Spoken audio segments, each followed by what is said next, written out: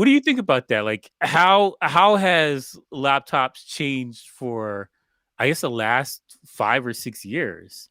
Because like you have people like HP and Dell are making sexy laptops too, and they're pretty powerful.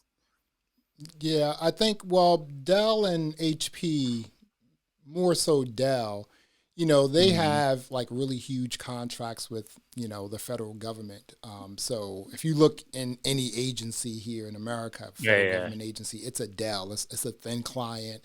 It's, those little rinky dinky 13 inches, Hmm. or some sort of something, even it may even be like a Dell server or something like that. So Dell Yeah, is yeah. more on the enterprise side, more so than the consumer side, even though you can go in and get like a consumer sort of product, right? Mhm. um, I think like when it comes to laptops and DJing, right? Laptops with DJing, right? Yeah. I think that a lot of people, I think a lot of people go with, they'll either get like a razor, like just basically do a custom job on a Hmm. laptop. So just geek it out, like 32 gigs of RAM, two, Yeah, three, yeah. 4 terabytes of hard drive SSD, which is crazy expensive. Yeah, this Um, this is a lot. but when once you get into that sort of like space, I mean, if you're talking about a Hmm. 15-inch, 16-inch, my boy has a 18-inch razor or something like that. That joint is heavy. It's a brick, right? Yeah, yeah. I think what happened was the invention of DJ companies making lighter software, right? It's not Hmm. as bloated, right? Like you take it, and we've spoken about this before, and we've said it that, Hmm. virtual DJ needs to pare down some things that's sort of bloated, right? And then you take like technology in terms of, chips, and now you have like the ARM with the M1. I think now you don't need the sort of power that you may have needed back in the day. You can Oh, get for sure. away with DJing using a Serato or even a record box, any Hmm. other DJ software with a MacBook Air M1, right? Yeah, yeah. I've seen it. Um, so I mean, I think Microsoft is, when you go PC, you have a whole bunch of drivers and things you have to like download. With Macs, you really don't have to download drivers, right? Um, It's not that bad anymore. I think the Windows mhm. 10, they've solved a lot of the busy work problem that you have with computers from PCs. The OS has gotten really a lot better because I It's have I a have lot one better. PC. I have one PC in my house, and that Yeah. is a laptop that is 10 years old, and this Okay. thing still rocks out. When I got Yeah, it, yeah. it was like 16 gigs of RAM. It's a touchscreen, um, Hmm. Was and it Vista or what was it? dude, Windows this is 8? 10. No, 10. Oh, it's Windows 10 on there. Okay. Yeah, 10. And Yeah. remember, you have to pay for all these updates and everything. You don't have to do that now. It's just like, well, this is safer, just to give people the Hmm. ability to, update their operating system so that, they won't get Hmm. hacked. It's just, imagine that Yeah. epiphany, companies just thought like, hey, let's give them the software update for free. Um, Yeah. but again, I'm a Mac guy. So, Hmm. I'm totally into, Apple. The other thing what Apple does is this, right? At some point, the updates will basically pare down your old system. So if you have like for instance, like if you have an old iPhone, those updates will make that phone, the updates will Yeah, render the they phone as make a it brick. obsolete. Right. So Yeah. it's just like time to get an iPhone, right? So you got to drop like, $1,000, $1,200, 1,200. Yeah, yeah. Um, See, that's the thing I don't yeah, like. All yeah, of them do it. Windows yeah. does it, Even Android does it, cars, they all do it. Yeah. I've had phones, like I take really good care of my stuff. And I have Android tablet that runs like molasses, and I know it shouldn't run like that because I don't have anything on it. Outside of like I basically use it to watch YouTube Mhm. and sometimes read books on it. That's it. That's the only apps that are on the app, and it runs like molasses. I'm like, there's no reason for this, No and it's reason just at because all. Android set it up. So I wouldn't say Android, but like when they update the new apps or whatever, they make it so it runs better on the newer, faster, and it kind of makes you feel like, oh, I got to get the newer, better thing because maybe my thing's broken or it's just old. But reality is that the apps are just web-based things. They don't need any extra power for, especially if you're just like it's a app that says it's reading a newspaper or something. You don't need any extra power for that. A browser could do the exact same thing, and in some cases, the browser things load faster than the app does. I'm like, what are we doing here? But all of these companies, they make this planned obsolescence so that you kind of have to upgrade, and they kind of give you the feeling. Like, do you remember when Apple got sued for the battery thing? Yeah. They reduced the power for the CPU on the phone with the battery life. I'm like, what are you doing? Yeah, and then everyone's gonna get the new iPhone anyway, right? And then they were like, okay, anyone, if you have the 6, you can come in and get a new battery. So the whole battery replacement thing was free. Once they got caught. But and they were like, hey, we didn't know that was the manufacturer, but it's just like, okay, but you're using these updates to trigger things in the battery so that the battery is rendered, to a point where your phone is a brick, so. I hate that. And I think with Apple, they don't have to really do things like that because people who are into Apples are going to buy Apple products. Yeah. I have a friend, he's a producer and he's a musician, and this guy buys the new MacBook the second it comes out. He has a stack of MacBooks like this. I went to his house and I'm like, dude, what are you doing with this stuff? He's like, well, I use this one for this and I use this for the second it comes out, he buys a brand new one. And he is in such a good rapport with the Apple store in his area that they just have it set aside for him when he comes in because they know whenever a new one comes out, they're going to get the highest specs. He's going to drop the 3,000 on or whatever. I'm like, dude, this doesn't make sense to me. I'm like, does your laptop still work? He's like, yeah. Well, what are you doing? I updated my iPhone 6 about a year ago. So I had the 6 until like the very end. And I just got like an 11, like about a year ago. So when the 11 came out, that was when we upgraded from like the 6 to the 11. Yeah. But in terms of like, just the Apple, I have a lot of Apple products. I'm not even going to front, I have like a couple iPads, 2 MacBook Pros, iMac, a Mac Mini M1, iPhones up the yin yang. What I've been doing is like with iPhones, I don't trade them in now. I keep them because these cameras are so sick on the iPhones. You know what I'm saying? They're just like, wow. But here you go. So we had the Apple event. They came out with all of these different products. Some of them. You want to run down? You want to run down with that? Okay, they have the Apple tags. That's the first thing, which I think AirTags. Oh my goodness! Come on, useful and horrifying at the same time. It's like Apple tags. You know what I'm saying? It's just, how useful are the tags? I'm not sure. If you have a lot of stuff stolen or you're forgetful, it makes sense. I get it. So that's what I'm saying. It's useful and horrifying. Like, I don't know if I want Apple knowing where my bag is at any given time, or my phone, or whatever. Like I made a video about the Apple event, and I was saying that if I had DJ gear in a booth or something like that, I'll probably put a tag underneath the mixer or something, or a controller or whatever. If I was moving it around a lot, I'd probably throw it in there. Because it's it's stationary. You come in the next day and it's like, my mixer is going. Then you go to like find my device. The mixer is like traveling down like 95, going up to New York or something. I've DJ'd at this hall and somebody stole their mixer. They had an event the night before. And so I got there like, oh, okay, yeah, the mixer's going to be there. I don't have to worry about anything. They called me up. They're like, yeah, somebody walked off with this thing. So you're going to need to bring stuff. So I'm like, yeah, but like, when you're out a lot, or you have stuff in transit a lot, it kind of makes sense. I just don't like the idea of allowing all these tech companies to kind of know where you are at any given moment. Like we already do that with our phone. We So do it's it with the our data, tablet. you know. I don't want to add to that that process. Also, I'm Well, not very forgetful. mhm. I don't lose the. I think I lost a phone one time in my entire life. So I generally I know where things are.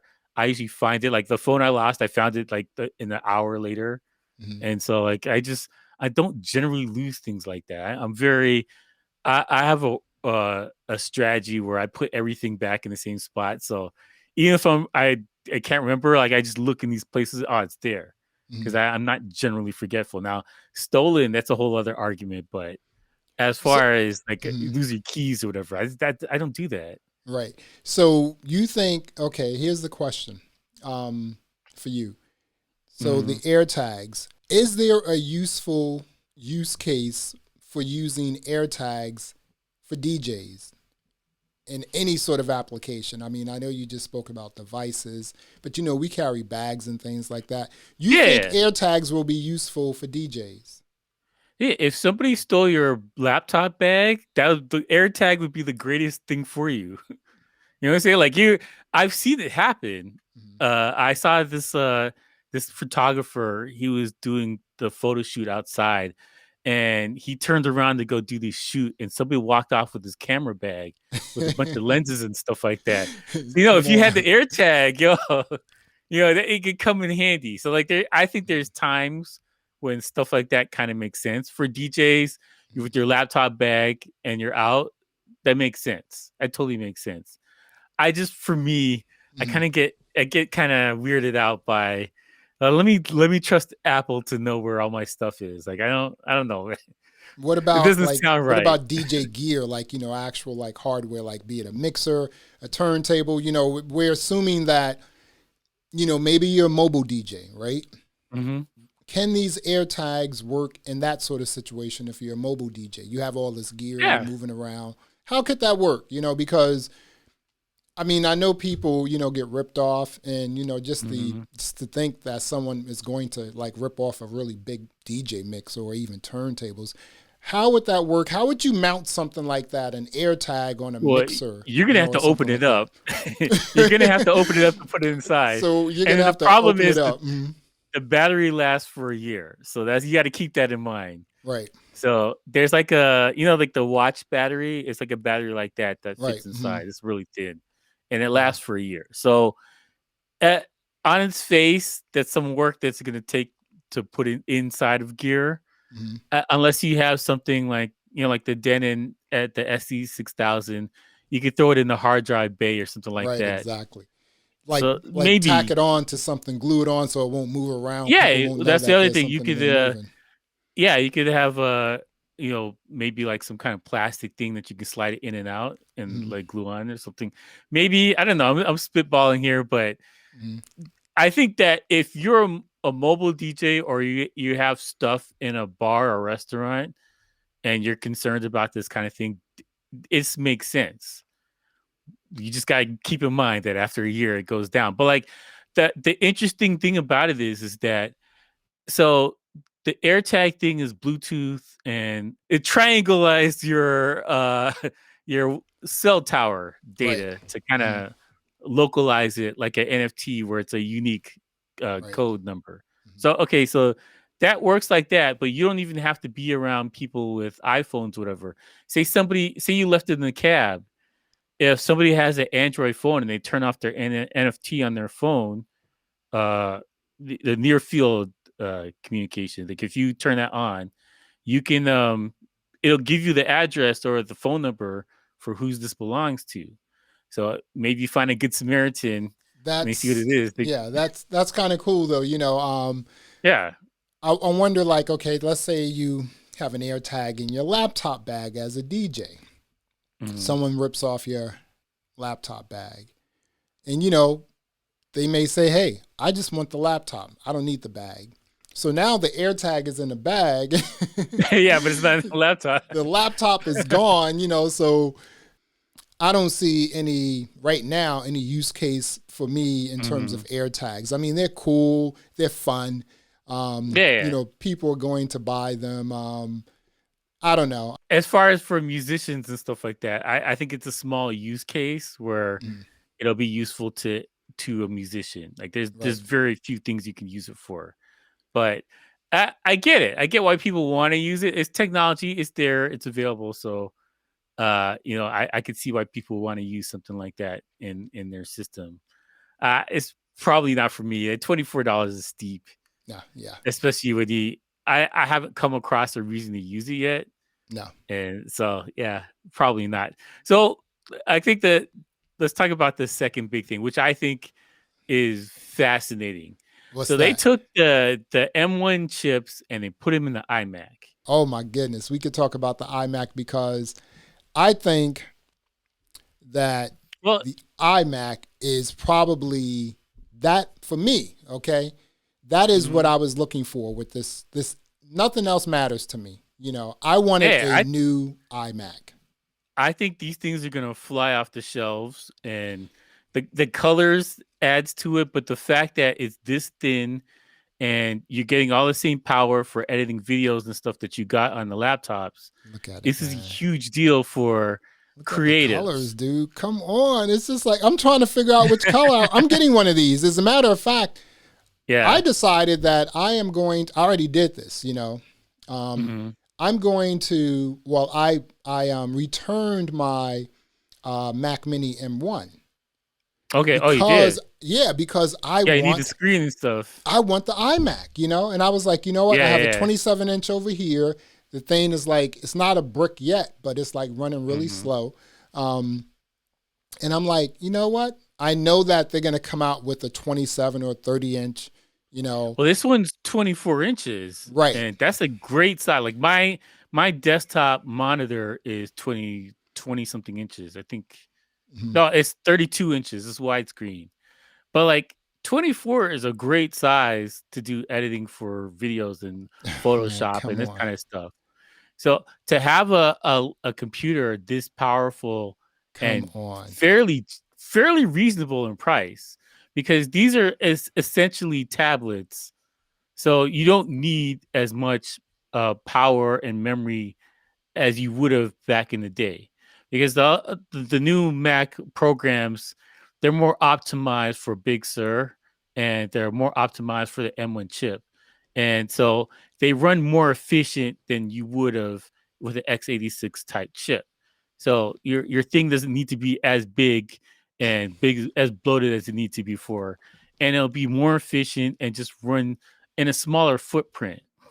So think about it for college students. Yeah. Think about it for professionals that you got an office, you need a small spot, but you want to edit something real quick for social media, or whatever. You Mhm. can do it with this. The price point is really good, like flat out is interesting. I mean, if you're a Mac person, if you're an Apple person, you Hmm. understand the pricing, right? So it's just like, okay, you know, you're gonna have like the base model. I don't understand that, but I get it. You know, I Yeah, get the if base somebody wants to model. dip their big toe into it, they Yeah, can't really, I they mean, but can't the get a two pro USB reserve. ports, come on, you know, that's Yeah, I kind know of like that's why, right? That's kind of ridiculous. But here's the yeah. thing, though, right? So, you know, you have a lot of like Apple, you know, people who are just complete snobs. You know, Mhm. people are tripping out off the white bezels. Like, so what, right? I Yeah, mean, I they're don't white understand that. bezels, right? That's a terrible complaint. Yeah, and then they're also complaining about the chin. I'm like, dude, like Marquez Brownlee said, the new iMac Mhm. M1 is thinner than two AirTags put together. Yeah, that's But insane. we're So complaining about the chin, and all of the guts are in the chin. That's it. Nothing yeah, else. It's just the everything's in the entire chin. computer is in that little area part in the chin. Come on, The man. fan, the That's what we're speakers, complaining about. everything is in that little area. I'm like, you can't. I think that things are so good right now as far as technology, is that people are extra nitpicky about things that don't really matter. Like they just complain about how wide the chin is. That's silly. All of the iMacs have chins. Like, Right. where are you I, mad I, about it today? Here you I go. don't I get think that. what it is, right, is this, right? Mhm. Apple snobs, they've been complaining about the chin for such a long time. They want something that has no bezels, Yeah, right? And it's just yeah. like, you know, you don't own the rails, right? Apple does. So if they want to create a new M1 iMac 24-inch with white bezels and people are just tripping out over that, I'm like, man, this is like, there is no other company that made a design, that made an all-in-one computer that is this slick. The colors, everything else. Someone else was complaining that, you know, oh, well, it's dark blue. It's blue on the back of it, but then the stand is like a powder blue. I'm like, that's what we're talking about. I'm like, that's what we're talking about.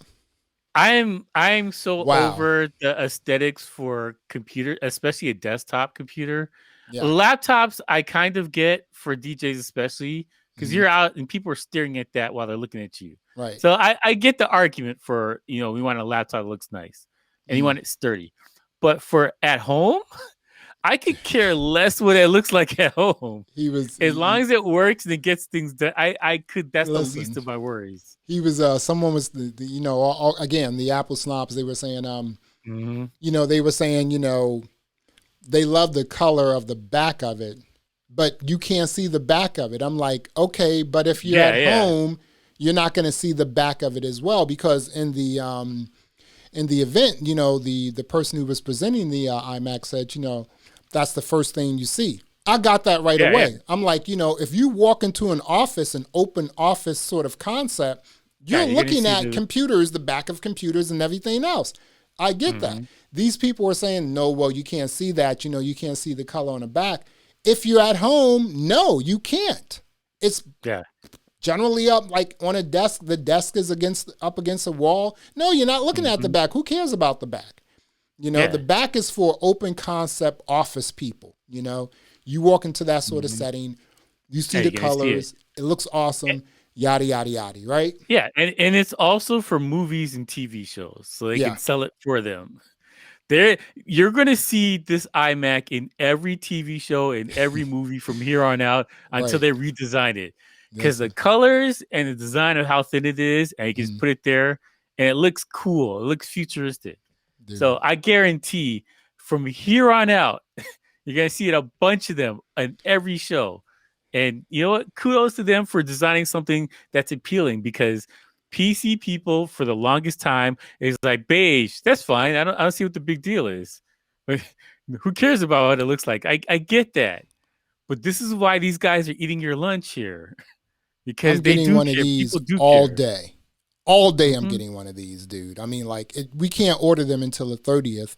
But, you know, like I said, I sold my Mac Mini M1 once I found out that they were coming out with this for sure. I was like, oh, I'm getting this for real. I'm going to trade my 27-inch in, and I'm getting this. There's absolutely no way that I'm not getting it. And if they come out with like a 27 or a 30-inch, I'll get that. You know, give this to my wife. I'll get a 30-inch. It doesn't matter. It's just like, I mean, yeah, and, you know, again, so the other thing that people are complaining about, you know, snobs, Apple snobs, right? It's just like, oh, well, it's the M1. People were like thinking about like the M2 or something like that. I think the M2 is going to be for some of their like pro line devices, right? The M1X or the M2, Mac whatever Pro they call or something like that, right? Yeah, it's going to be for video editors and people who are professionals in film or TV, whatever. Right. Or even, I don't even think they need it for music, because the current M1 is more than enough power to run Pro Tools or Ableton or Fruity Loops or whatever. Yeah. This is more than enough juice to do that. And it's more than enough juice for DJs. So I think that realistically, if they make a new version, it's definitely just going to be for video editing or animation. Yeah, that kind of stuff.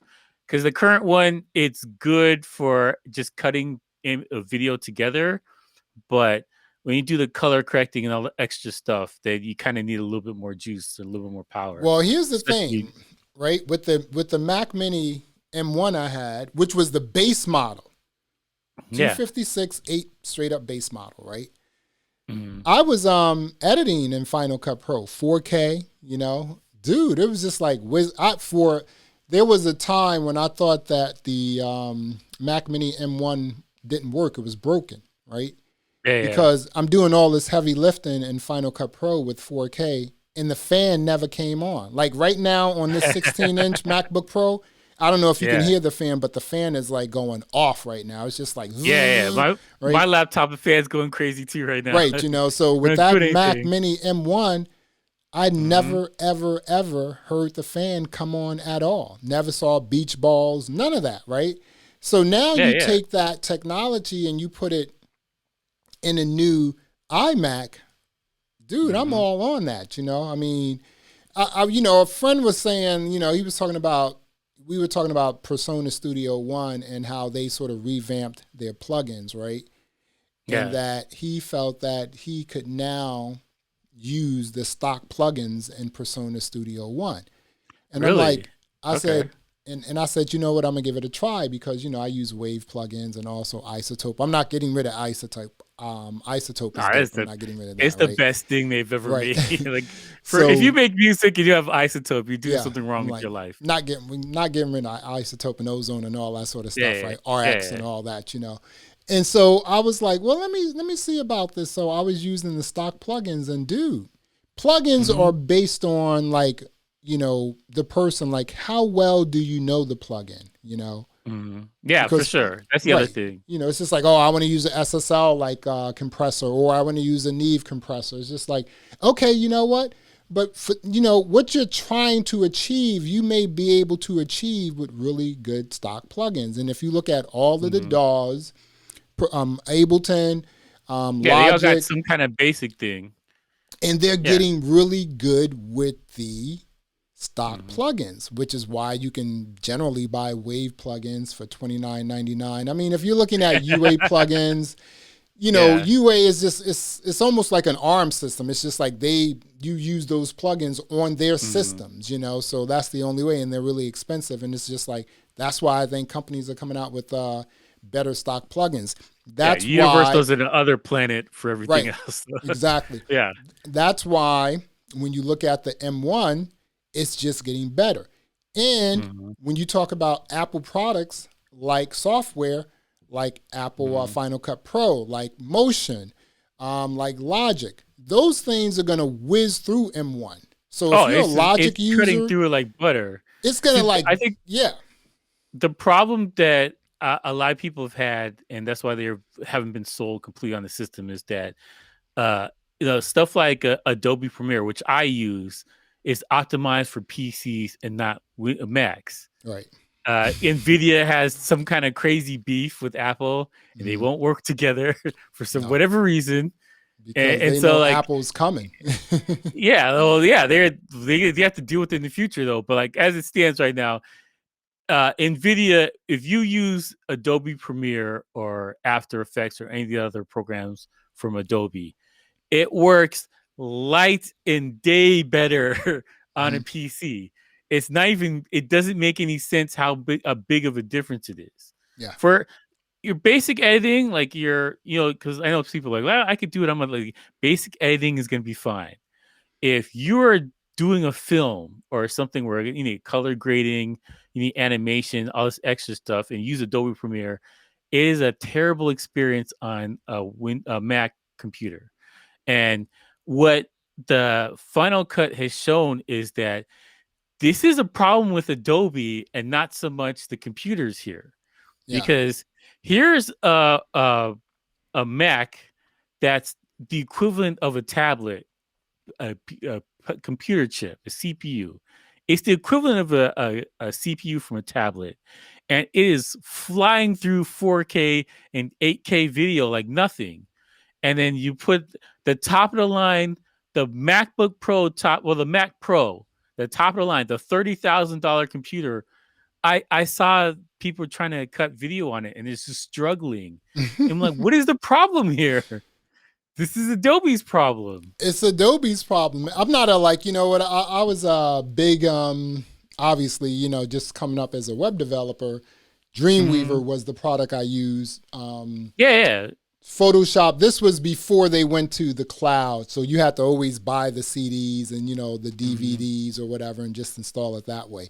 Now you have companies like Canva, Placeit, that are just like, hey, you don't need any Adobe products to create these sort of like bits of graphics you're trying to create, mostly for, online digital consumption. So you don't need these sort of programs like Adobe or anything like that. The other thing is this. The companies that work directly with Apple, like Ecamm Live, like Algorithm, right? Companies that say, hey, my software works exclusively on a Mac. Those softwares, they run native on Big Sur. It took, Photoshop, it took Adobe a little bit of time to like get into like, to have products that work natively with Big Sur. And not everything works natively with Big Sur, Yeah, as good as it could be. I think Photoshop is probably the only program that runs how it's supposed to. Right. And Lightroom is still iffy. Premiere is trash still. And After Effects, don't even bother with After Effects on a Mac M1. But forget about it. So it's definitely a problem between optimization and working with Apple on this front.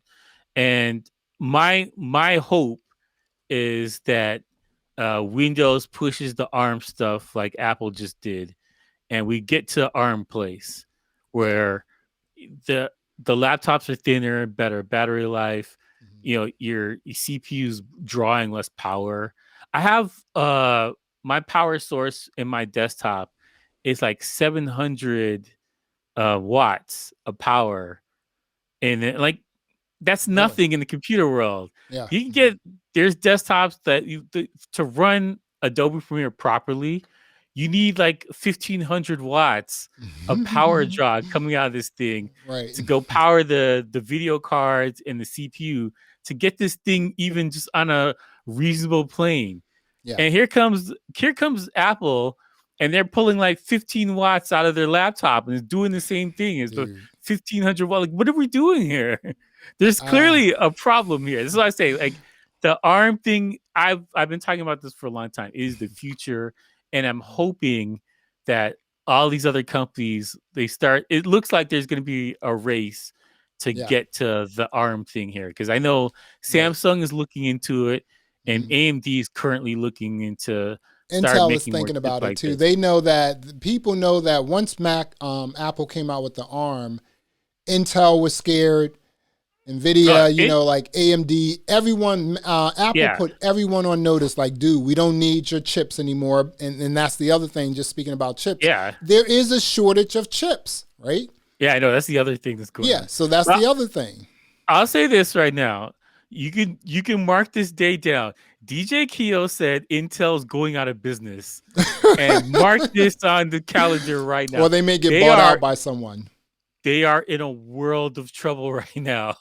Yeah. Because this M1 chip, like think about it from Intel's side. And I don't want to get too technical because I know a lot of people are like, what in the hell is going on here? But from the Intel side, to keep up with AMD and ARM and all this other stuff, they've just put more power to their computer. So instead of 30 watts, 64 watts, 94 watts, or 90. Yeah, like they just pump more electricity into it to keep up with the efficiency of these other things. And the other thing is that they didn't have the nanometer size. And again, I don't want to get too technical, but how big the CPU is, they shrunk it down, made the process smaller and more efficient. The smaller it gets, the more efficient it is. And so they were able to do that on the M1 chip and get the same level of power, and in some cases faster power in a smaller size that required less power. And if you think about the environment and everything else like that, this is great. You're telling me that I can charge my laptop and get the exact same power as a desktop, and it lasts for 24 hours. Like that. I'm looking at the thing that changed me. Yeah. Right. I'm looking at Intel's like some stock information on Intel. Intel in after hours trading is trading at $59.15. But I had no idea that Intel's market cap is almost $230 billion. Yeah, Intel's huge. It's It's huge. one of the They're bigger biggest than computers Goldman in the world. Sachs, J.P. Morgan Chase. All these Yeah, companies put together. Intel's That's huge. pretty huge. Wow, But I had no idea. the switch from because AMD has been eating their lunch for the last 3 years Yeah, and making faster, more efficient computer chips. yeah, And then Apple comes out. So like AMD is slapping Intel around. And yeah. then Apple comes out and slapping Intel around with this new chip and hmm new design that's more efficient, runs faster, cooler. That like we talked about the MacBook Air. They were able to make a laptop without needing a fan. And it's Yeah, running just as good as the computer with the fan. Now that's a problem. more efficient. For More real. efficient. That's a problem for Yeah, Intel. If I looked at for me personally, uh, I would like a laptop that if I don't plug it in 5 minutes is gonna die. Like I yeah, would like the thing that I forgot my power cable, but it's okay. I could probably get another 10 hours. Like I like that idea. That's yeah. That's pretty amazing to cool, me as right? far as getting work done on the fly or traveling or whatever. Like I've seen, I don't know how many times this has happened to you, but I've seen other DJs DJ event and forget their power cable, and they're just begging people if they got a cable. Unfortunately, everyone's got a Mac, so everyone's just like, okay, yeah, here, you take mine. But like, imagine, I've been DJing on this same charge for 3 days straight, and I could probably go another 2 days before I need to plug it in. Dude, What are we doing right now? listen, man. I think again, ARM changed the game. Mhm. That was exciting. But the M1 was exciting. It's just like, wow. Now you don't have everything is so much smaller inside the guts of a computer, the guts of a Mhm. laptop. Everything has been condensed down to like just this small area, right? And so Yeah. now your footprint is a lot smaller when it comes to the environment as well, right? Mhm. And you have these computers, these laptops, everything else, even tablets that run a lot more efficient. I think They we are could transition quiet. over to the we Mhm, could transition to the M1 for mhm. the iPad. Yeah, they are very, very, efficient. Now, Mhm. one of the other thing I'm sort of excited about, but not really, is the iPad. Now, I'll tell you this here about the iPad, right? I have like I have the latest I think that was Mhm. the A12X or one of those the last chipset, right? Inside Is the it A14? A14, Is yeah, yeah. the iPad Pro. Mhm. Awesome USB-C, crazy awesome, crazy fast. They're starting to Yeah. make the iPad, work more like a laptop, which in that Yeah. case is just going to kill any of their competition. Like, okay, you don't need a MacBook Air. We have something Yeah. that's even lighter and more mobile and sexier. And Yeah. it's called the iPad, right? So now you have that, right? So here you Mhm. go with the new iPad, and dude, they put the M1 in the new iPad. I Listen, think this is a game changer. How Windows Surface was a it's huge over, deal when it dude. first came out. Oh I my think this goodness. is this is a ultimate game changer here because Oh, you think about it from a software side, they don't have to change much to no, put desktop stuff on the iPad. nope. That's a new compiler, maybe. It's all Big Sur, so I don't think there's you don't have to do much. Just make it touch enabled, so you can do the same stuff You're with it. getting the ARM on the iPad Pro. Wow. The Mhm. M1. That's like, I mean, look at this. You're like 16 cores total. It's the M1 inside of an iPad. I mean, come It's on. a this is a MacBook Pro with the touch screen MacBook And Pro. on steroids. Yeah, I mean, you're getting which 1,000 nits here too. Even some of the best I TV think is sets I bright. have in the crib is like, 600 nits, right? Yeah, that's that a Wow. thousand is bright. That's really bright. They were That's talking great for about me the and my LEDs. They were saying like how they made the LEDs, like they call them mini LEDs, so they're a lot mhm. smaller, right? And it's just like, Like it wow. fit So more. yeah. Oh my Is goodness, it man. it's sharper image and yeah, this is this is a big deal. I don't think people appreciate how big a deal this thing is, because this is what Windows was trying to do, but bumbled their way through for the last 5-6 years. They actually longer. I think maybe 10 years they bumbled this thing through since Windows 8. They've been trying to have a desktop version on a tablet, and they got close, and I mean it's fairly close with the Windows the laptop controller thing they have there. It's fairly close, but the problem was holding them back was always Intel, because Intel was supplying the chips here, so it had to be thicker than it needed to be. Right. And the battery life couldn't be as good as it could have been. Right. Because these guys are talking like 20 hours or whatever. And I think on the surface, it's 10 hours or a little under 10 hours. And you can't beat that. Thinner, more power, and longer battery life. You can't beat that. If you're making the argument for why you need the Surface, like you can't. If I can get the desktop apps on the tablet, and I get the same performance, if not better, longer battery life. Like this is an argument that you can't have. I don't know how you sell this to anybody about why you need to keep with less battery. I don't know how you sell that. Now, here's my thing, right? Because I think, and correct me if I'm wrong, the only true, and I'm going to say that true, DJ software and or app that is on the iPad, and again, like I said, I'm saying true. I'm not talking about some of these rinky-dink companies who say we have a DJ app. Is Algorithm, right? Yeah, they're native, and it's a professional level. Right, exactly. Like, they have DJ software on the tablets, but they're not. But they really don't. They do, but they really don't. It's a thing that you give to your kid in the back seat. You're like, do it. But you can do gigs professionally in Algorithm, and I've seen people do it years ago. Yeah. I've seen professional DJs show up an event, fold their tablet up like this, plug it into their controller, and play a gig. Professional. That's what I'm going to do. Collecting a real check. Where you got to pay taxes a real on check it. for real. You got to pay taxes on the check. A real check. Yeah. Collect it with a tablet under their shoulder like this. Go in there, plug it in. No controller, just like a tablet.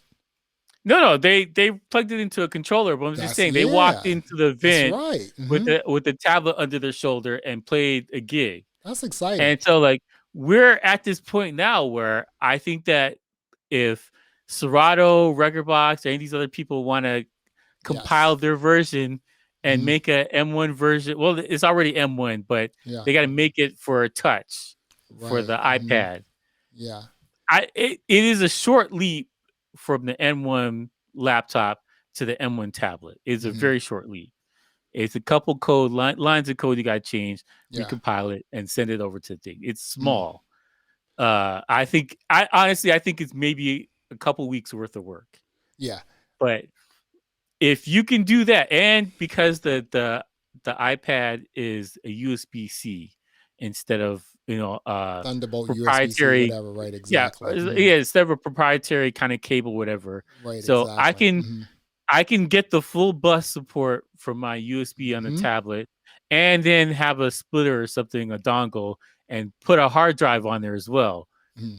That is game over here. It's over. Now, we can't leave out, obviously, Native Instruments have their, Tractor 2 app. Again, like I was saying before, Tractor was one of the first DJ apps I used.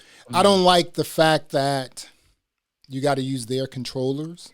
I mean, I think that this whole proprietary thing and, not letting people use different controllers, that's kind of corny. It's just like, that's a losing strategy. I'm like, it's like, it's corny. I can plug up with Algorithm's DJ Pro AI app. I can plug up any controller. They have like over 50 controllers that work with that app on, an iPad. And I used it. I tried it out. For like, a few weeks, and I made a video about it, and I said, this is my new setup once we're able to get back to DJing. When I have to go into a small space like a a lounge or a hotel or a small little bar or just a small gathering, that's what I'm using. I'm bringing that iPad with Yeah. DJ Pro app, AI app, also like just the new mark. I think it's the Mix Track Platinum FX controller. It's a wrap. Hmm. Now, I think this is a great opportunity, like you just said, because we know that Tractor 2 already has, their app. But again, you can only use their controller. So now you got to go out and buy their controller, right? So I don't think that's a winning strategy. But now I No. think with this M1, it's a great opportunity for Rekordbox, Serato, Hmm. Virtual DJ to, really, like you said, think about how can we compile this for touch to make this a really cool experience Hmm. on an iPad. But here's the thing, they're sort of behind the eight ball already because algorithm is just eating their lunch with this iPad version, with the Yeah, yeah. AI and the neural mix and everything else. You think that these companies will have the ability to catch up, even if I they're think thinking that about creating an iPad version? because the M1 chip, I think Mm-hmm. that the argument is a lot less of a stretch for them to do this type of thing. I think it makes more sense because if you look at the iPad here, because you have the Magic Keyboard thing, it's essentially a tablet at this point. It's pretty dope, And isn't it? it's yeah, so why wouldn't you open this up to another market if you could? Mm-hmm. So like I think it makes sense, and you just make it you got a rental thing where you got to pay $9 a month or whatever if you're Yep. really worried about getting your money back from it. But Mm-hmm. I honestly I think it makes sense to just go that route and sell it on the iPads, and you should have an Android version as well. Yeah. Well, so I was about to ask you that. I was like, so do you think that, once we're back to normal and you're DJing, and you Mhm. think that like the iPad could be like a piece of gear that you would get because, you may, like, let's say if you're just doing like a little small boat gathering or something like that, and you just need to bring a Mhm. controller and plug it up to someone else's system. You think you would like purchase an iPad and have a controller and just use like a algorithms DJ Pro AI app or something like that, or even like Tractor 2 and buy their little, controller? What do you think about that? Would you get an iPad Yeah, I Pro? think that because of the M1 chip and the Mm-hmm. connection between the Big Sur or whatever, the iPad is that's a better sell than it's ever been for professional DJs. Now, Yes. it's contingent on the software and people embracing it, which I think they will. Mhm. And I think that because that Windows is trying to work on their ARM version, it's kind of moving everybody in this direction anyway. So I think that they're probably going to embrace it, and when they do, I think there's going to be a lot of people that move over to it. It's just it's handy, Yeah. and Hmm. people like things that are handy when it comes to this stuff. So Now, lightweight and everything. It's just, I mean, come on, man. I don't. This is and here's the thing. We're talking about mhm, all of this this Apple event that happened last week, and it okay, was in April. This is not even a big event that's happening in okay. June. Yeah, the WWDC is coming up in June-ish, I think. And I Yes. think that that's when you're gonna get a bunch of pro laptops. Those really come The and 16's probably new coming out. Yeah, iPhones. all of that. Hmm. Yeah, there's gonna be new iPhones and new pro Hmm. laptops that I think they're gonna fix all the mistakes for the last couple of years with the SD cards and all the extra things that they should have done and the MagSafe. They're gonna undo that. They're gonna Hmm. I think that's where it's going. And if that's the case, I think there's a lot of Windows people are going to switch back and get a MacBook now. Let me ask Absolutely. you this here. With the last one of the last things that they spoke about this early on, but Mhm. again, I think this is the two things we spoke about. The iMac, the iPad. We spoke about AirTags, but the iMac and the iPad are things that I think will help creators. And then the third thing they spoke about that will help creators is Mhm. Apple podcast subscriptions. Now, I'm really fascinated with this because What I've been trying to find, what I've been trying to research, and I just can't find out is this because you have to pay like $20 a year, and then if you go sort of if you put this thing like on subscription for the first year, Apple takes 30%, and then the second year they take 15%, which is fine, But this is what I'm trying to find out. Are you now uploading your MP3 files or your WAV files onto an Apple server? That's what I can't find out. Oh, I don't know. I know that they're doing the subscription thing. I think it's going to go through them. Yeah. Because you can't have it on Spotify and all these other, I think Anchor and a bunch of other Spotify places that carry podcasts and stuff like that, and then have the subscription on Apple. No one's gonna listen to your podcast if you can just get it for free somewhere else. I think they did this specifically for they're fighting Spotify right now, and they're fighting Patreon. Right. But they're not though, because they're still the number one place to like listen to podcasts, Yeah. I think it's like a long-term strategy of we're trying to get ahead of this thing, because podcasts for the longest time has been free, and it's a thing that you just pay to have it hosted somewhere, but you can't really make money from it. You make money from sponsors, or you get big enough and people come to you, but you generally can't. If you had 100 people listening to your podcast, you couldn't make any real money from that.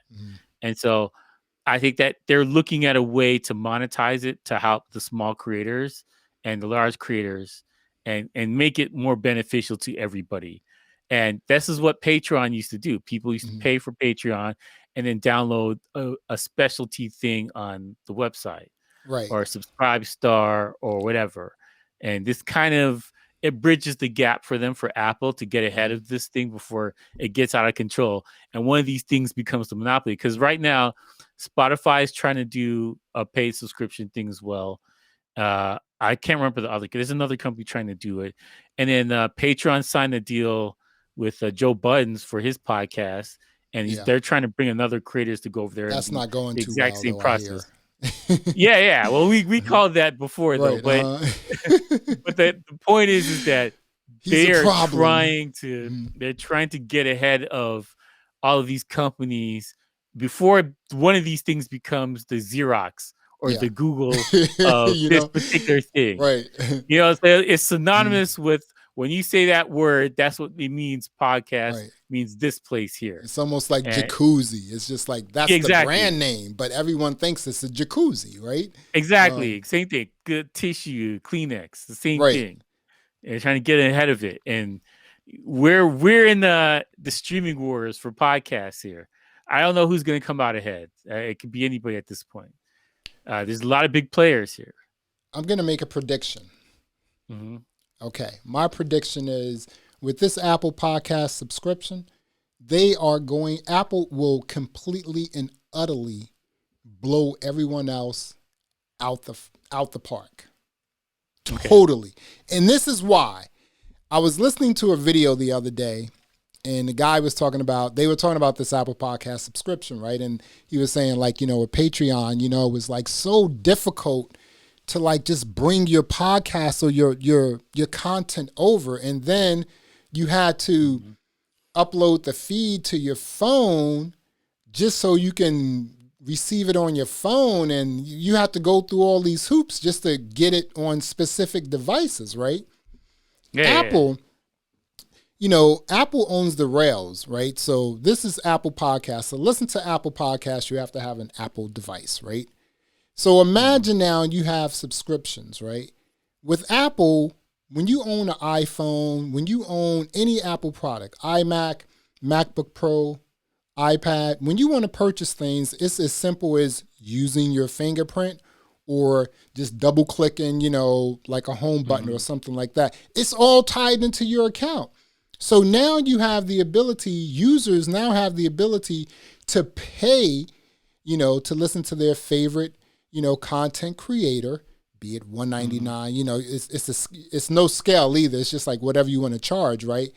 And people are using it, trying to subscribe to these services, these different podcasts on an Apple device, it's going to be so much easier to pay for that content using an Apple device. No other company who is trying to get into this game owns the rails. No other company does. Apple owns the rails. They own the trains. They own the nuts and bolts. They own it all. They are going to smash it with this. They're definitely trying to get you over to the Apple brand, because once you're in the ecosystem, you're kind of stuck there. You're not leaving. Once you're in, you're in. It's not that you're stuck. It's that like they provide so many cool services that you don't mind being stuck. Yeah, exactly. Because I don't mean it's a derogatory thing, but like, once you're in, like when people first bought the iPod and they went through iTunes, they're like, "Oh, this is so much easier." Yeah. Why would I ever go anywhere else? I was stuck. That's kind of a good word though. I was stuck. When the iPod came out, I was stuck, dude. Yeah, I have 2 iPods, man. Oh, and like, I was looking in the old bin. I have remember the old iPod Shuffle? It was like a square piece. I have all of that stuff, dude. You think that? So I'm looking into this because I'm like, you know what? I've been thinking about just sometimes I just have some things I want to talk about that has nothing to do with music, anything like that. Maybe politics, things that are just happening in the world today, right? And I'm like, you know what? I would love to just put a podcast like that up, right? And it'd just be me, I would do no video, Keo. I would just do audio, right? And I'm just I could just come in here on a Friday night, anytime something's going on. I could just come in my studio, pop on, the Rodecaster Pro and start recording audio. 10, 15 minutes of audio. It could be every other day, whatever, right? I'm like, yo, this may be actually a really cool time to do something like that and to get into this subscription services. Because the other thing they were talking about is how this will work for the content creator is to now understand, Apple created a totally different way to read your metrics. And now they're giving you tools to understand your metrics and keywords and help with your SEO and everything else, Yeah, because that's a factor. If you have a podcast, you basically have no information. You don't know what your listener base is, their age groups, what kind of stuff they listen to, what else they listen to. And that's why that these things are so important for coming into the services for Spotify, whatever, because they can provide you the age group and the demographics and how long they listen to your thing. These, you just get one play. Sometimes you get, maybe it depends on which one you're at. You'll give you a little bit more information, maybe this part of the country, but you don't know what city of the country. You don't know what type of people are they all plumbers or whatever. You don't know any of these things, but you can get that information now. And you can get that because of Patreon and because of Spotify and definitely because of Apple. They're gonna give you the deep dive to give you more information of how you can make your thing better. Well, folks, there you have it. Another episode of the Behind the Groove podcast. I am Basil Barrington. I'm DJ Keo. Thank you for watching. Thank you for listening. Yes, and watching, because we are going to post this as a video with clips as well. So thanks for listening and watching. And until next time, peace.